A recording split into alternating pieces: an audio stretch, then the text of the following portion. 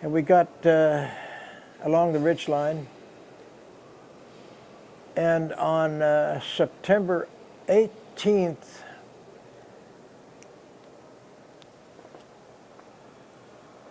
an incident happened where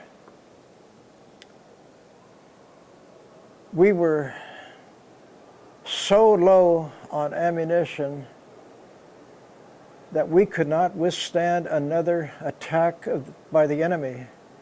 I had 11 rounds in a 20-round clip, but I had no more ammunition. Everyone else was so low. M1 rifles only had like 5 or 6 rounds left. If the enemy would have come, that would have been the end of us. So we got orders to vacate that position. As we vacated, one man alone, his name was Pelelao. He's a Hawaiian warrior. He stayed and gathered machine gun belts from other machine gunners. He stayed on the ridge line. And the next morning, we attacked our positions again. We found him. He had 44 bodies in front of him. He had killed 44 enemy single-handedly that night, and then he got killed in hand-to-hand combat with 5 or 6 enemy. He stabbed 3 of them, but he was overwhelmed and killed. And during this time, we had been getting dozens and dozens of Hawaiian replacements. We would get 20 and lose 40. We would get 30 and lose 50. And it went on and on and on. And Pelelao was awarded the Medal of Honor for that action on September 18th. He was in Charlie Company, my company. I don't know which platoon he was in. He could have been in my platoon or the 2nd or 3rd platoon. And that was September 18th. I recall writing a letter to my mother. Later, days later, I wrote that, "Mom, I have not slept for 5 days. We attack in the daytime, they attack in the nighttime. It's constant. And I haven't slept." And this was on September 23rd. And I still have that letter in my home. And September 23rd, we were being bombarded by mortars, artillery. My automatic weapon, BAR, Browning automatic rifle, was shattered by artillery. The barrel was pointing back towards me. So obviously it wasn't useful. And I yelled, I'm out of a weapon. And they said, "Go to your left rear on top of you." And I went up there, and here's this guy that was like the life of the party. He was from New York. And he was laying there with only one leg. His leg was blown off above the knee. And he had medics with tourniquet. And they were applying morphine. And I was to receive his rifle. Of course, he was out of action. They got him off the hill, but he lost his leg. And later on that same night, they called me up to the CP command post. They told me to get on top of this huge boulder, which was maybe 18 to 15 foot drop straight down, to get up there. And they gave me 2 cases of hand grenades, 24 per case, that's 48. I had 10 hand grenades all over me. And they said, listen and prepare yourself before they get here. Pull out the pin halfway, have them ready. When you hear them down there, lob them. So that was my assignment for the night. I was at the point, and I could hear the enemy down below giving orders, and right away I'm throwing hand grenades, 10, 20 at a time, and about 5 or 8, 10. And the attack would proceed, but they never made it around the boulder. We had friendly troops on both slopes, and I was in the middle throwing hand grenades on the boulder. And this happened about 3 or 4 times during the night. Previous to this, below that boulder was the entire 2nd platoon, strung out from below and towards Hill 931. That entire platoon was wiped out 100%. There was like 28 dead, killed. And throughout the night, we could hear screaming.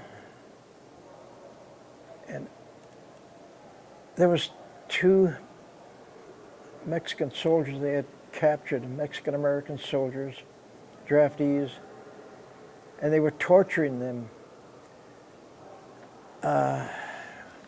They were putting blades up their fingernails, in their nose, torture so that we could go after them and get into the ambush that they had set up. We knew what they were doing, and we didn't want to lose another 15, 20 dead. So we had to listen to this until, I think they died about 1:30, 2 o'clock in the morning. They died under the hands of the enemy through torture. At 5 o'clock in the morning, we got relief at this boulder point by the French Foreign Legion battalion. They had been in reserve all this time, and then when it was getting critical, we only had 12 or 13 men left in a company. Well, they took the point where we had been, and we went off of the ridge line to the bottom of the mountain and up a ravine about a quarter of a mile towards Hill 931, and then we went up again. We had to rappel. We had to rappel up through ropes. It was so steep and rugged. And it was about 6 o'clock in the morning when I made it to the top. The company, Charlie Company, we followed Able Company and Baker Company. Baker Company went to the left and trapped the Chinese that were between them and the French. We and some of us, Charlie Company went to the right. And in 100-yard distance from the ridgeline to my position, there was the remains of at least 60, 70, 80 bodies. Some were intact and some were direct hits from artillery. And I got to my position. We dug in, and they assigned me a foxhole buddy. He was a black guy from South Central LA. I only met him briefly. When I met him, he had a high fever, coughing, congested. And just 20 minutes after I met him, I'm reading a birthday card on top of the foxhole. I'm sitting on the bank of the foxhole. I'm reading a birthday card. All of a sudden, artillery landed, and I'm focused on my birthday card. I'm unaware of anything else going on, and then I got shrapnel all over my hand. I had 4 fractured fingers. I had a piece up my palm. I had a sliver of shrapnel sticking out from here and here. Both fingers were together with a sliver of shrapnel. With my birthday card, and this was about 8:30 in the morning, and I went back to report, and also there was another round that hit behind me, and when I went up there, I had seen what had happened. The 4 people there, platoon sergeant, a runner, 2 FOs were killed by that impact that hit behind me. I got peppered in the back with shotgun-sized pellets, and this one on my hand. I went back there, and there was nobody to report to. They were all dead. And then I yelled about who's in charge, and a staff sergeant said, I'm in charge. There's only 8 of us up here in the company. And I said, well, I've got a shattered hand. And he said, Richard, there is no way whatsoever off of this objective. After we came up, the Chinese attacked and controlled that path that we came up. We're surrounded. And there's no way out of here. So I'm there. There's no morphine. There's no medics. We did have a first aid pouch on our web gear, and I wrapped my hand. And pretty soon we started seeing infantry attempting to take the peak of 931. We saw the first platoon attempt, and they got halfway up and they didn't make it. Half of them were killed or wounded. The second attempt was a repetition of the same thing.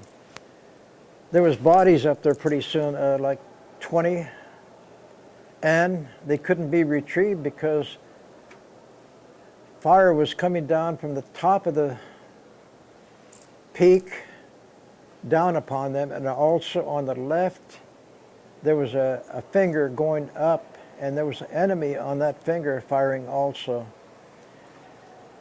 Now, everything formed a triangle. I had seen firepower come from the left, going up. We fired to our left. The enemy there to our left was going up, and the enemy on top is going down. It formed a triangle. It was a triangle of fire. And I was wounded. Well, what happened was that the black guy got my clips of ammunition and slammed up into the BAR chamber, and I could fire with my right hand. I didn't have a left, but he was helping me. He would load my weapon, then he would fire, then I would fire. When I ran out, he would load my weapon. And this went on for till about 3:30. By that time, they had attempted to take 931 5 times. 5 times they failed. I left at 3:30, and I went down to the bottom, and I got an aid station. On the way down, I had drawn sniper fire. Every time I stood up, I would get fire, so I crawled almost from the top to the bottom until I got maybe 50 yards from the aid station. And that was my last day in combat ever. I did ask about that black guy the day after. Another one of our company men was wounded. I asked him about him, the black guy, and he said he died. Oh, he got shot, got killed? No, he had double pneumonia. And it was so severe that he just passed away in the foxhole on the night of the 24th. I told him earlier, go to sick call. How would that look? He thought this, if I go, they're going to think that I'm just a coward. I think that's why he stayed there. He didn't want to back out or go to sick call. He knew what they would think of him, and he died up there. And he told me that, yeah, he died from double pneumonia, not from wounds. And the very next day, on top of Hill 931, they finally did take it. 17 people out of a battalion of 800 were left. That would mean 3 companies and 1 supporting company. Out of all of that, there was only 17 people to take 931. But after they took it, they were only there for 4 hours. They got overrun and chased off. But Hill 931 changed hands about 10, 11 times from September 12th until October 28th, when the battle for Heartbreak Ridge was over. It exchanged hands about 10, 12 times. We would take it and they would run us off. We would take it and it just kept going that way for a whole month. Finally, I noticed, I read where in late October they used flamethrowers. And that accomplished a lot. The Chinese had dug in positions where they could dig a cave into the mountain. When air came in, they were safe. Air left, they're out. But when they got flamethrowers, they flushed them out with flamethrowers into the deep caves of this Hill 931. Did you ever question why you kept having to fight over Hill 931? Yes, I found out. 931 Heartbreak Ridge was 10 kilometers inside North Korea. It was like 10 miles beyond the 38th parallel. And that was the purpose of Heartbreak Ridge. It was important because during the Panmunjom talks, whatever territory you capture, you kept. So we kept Heartbreak Ridge. Even today it belongs to South Korea. And that was the purpose of capturing that ridge.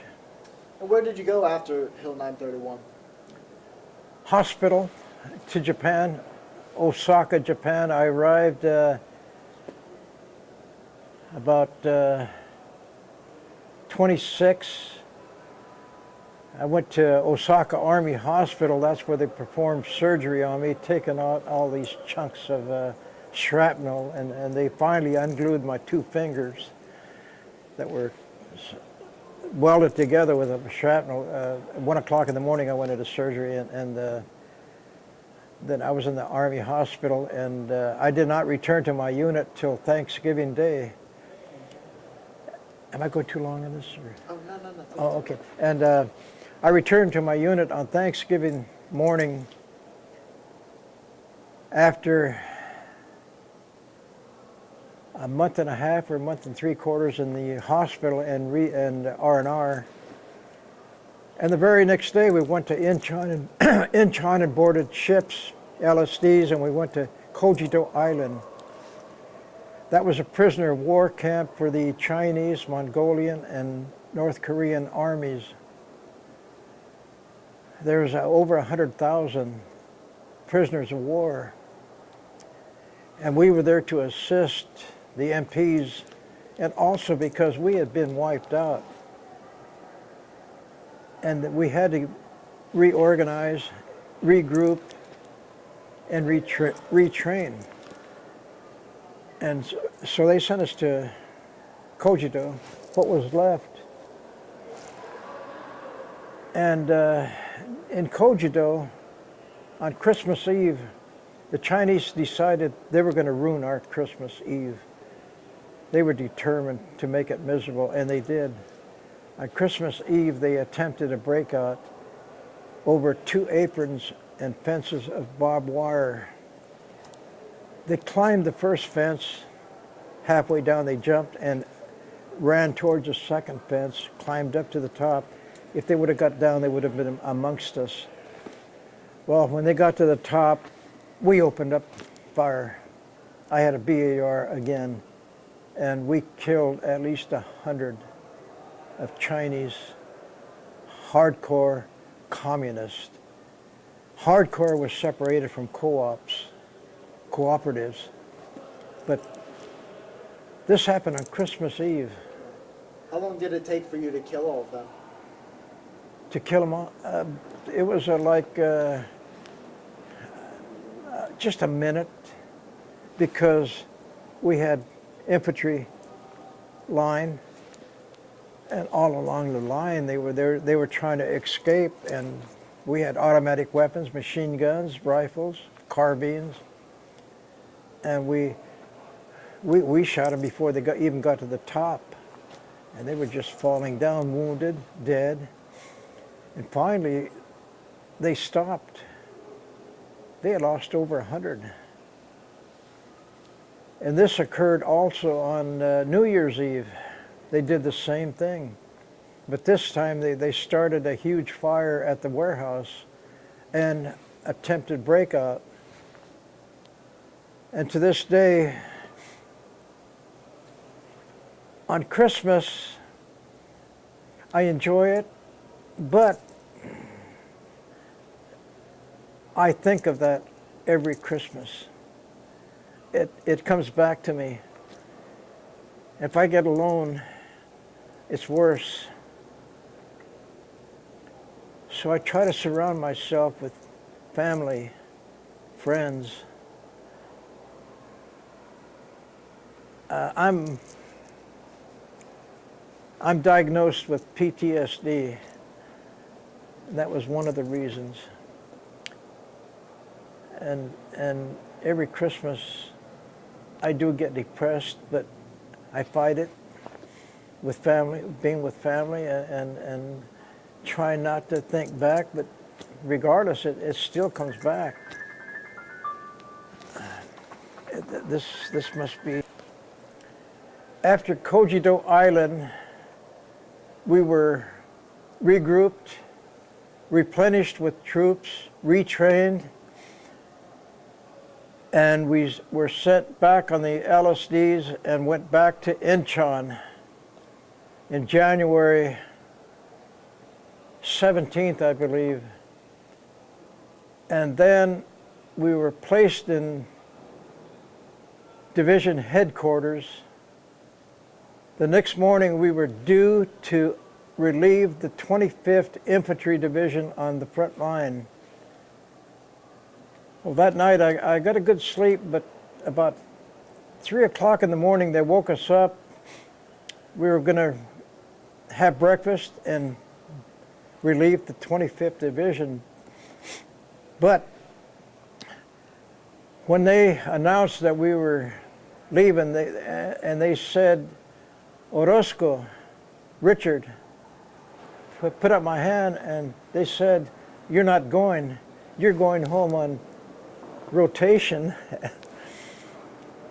And I mean, how else would I feel except relieved? It was dead of winter, like 30 degrees below, and I was going home. Well, I got home and I went back into the National Guard, reorganized the 40th Infantry Division along with other Korean veterans, and the 40th had gone to Korea too. And it was time to reestablish a National Guard again in California. So I went back and put in 20 more years with the National Guard. And that wasn't all fun and games, because I was involved in the 1965 Watts riots. I was involved in the Isla Vista college student riots protesting Vietnam. And I was involved in East LA, MECHA, Mexican-American organization. They were going to riot, and we were there to protect the public and the city. And we were involved in so many things, like floods, an earthquake. We had to go to Inglewood during one earthquake because one of the dams had developed a crack, and they expected this crack to bust and pour out the reservoir behind it. But fortunately, it turned out that it was okay, and they released us to go home. Anyway, later on in 1980, they told me to commute to San Diego or find a new home. So I went in the Air Force. And during Desert Storm, they wanted volunteers to serve with the Air Force. Again, I volunteered, but I hesitated 3 hours. That's when the list came out previously 3 hours before, and I hesitated. And then when I went back, I said, put my name on the list, and he said, they're all filled up. I started to walk away, then he called me back. He said, Richard, Sergeant Orosco, wait a minute, we have something in Massachusetts. That was Westover Air Force Base. You're going to be assigned to San Antonio unit, which is doing maintenance on C-5A aircraft. Do you want it? Yeah, I said, yes, I'll be a gopher. And so I went to Massachusetts for 2 months, serving with the people from San Antonio, Texas. They were specialists in C-5As. I was a C-141 specialist. So I didn't know nothing about the C-5A, but I learned. And this was during Desert Storm. I was there 2 months, got to see New England. Never seen it before, but I did that time. And finally, in 1994, they retired me. I didn't retire, they retired me. They said, you're getting too old. Leave this up to the younger people. I was 60 years old. And so they retired me, and I left the Air Force in 1994. Well, I hate to say it, but we're almost out of time. Did you have any closing statements? Anything else you'd like to say? Tell me about your organization. No, I think she said it all. Well, thank you so much for taking the time to talk to me. I'd like to thank you very much, and thank you most importantly for your service. I think you should have a closing statement. I'm a band member of the San Pasqual Band of Mission Indians in San Diego County in Valley Center, California. I'm not too active in the tribal affairs. I have other missions to serve veterans And that's what I'm trying to do through UMAVA